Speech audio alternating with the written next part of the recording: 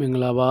လူသား Business English and Concepts Landing Page ကနေကြိုဆိုလိုက်ပါတယ်ဒီနေ့တော့ operation လို့ခေါ်တဲ့ business terms လေးကိုပြောပြပေးသွားချင်ပါတယ် business မှာ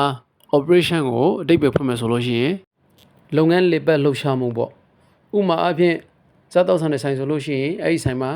customer service လုပ်ပေးရတဲ့အပိုင်းရှိမယ် stock မှာရတဲ့အပိုင်းရှိမယ်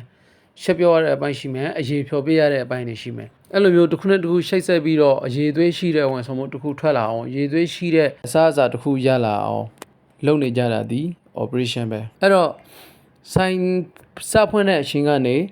ဆိုင်သိမ်းပြီးတော့ကိုယ့်ရဲ့တထေးစီကို report ပို့ပေးတဲ့အချိန်ထိဒီ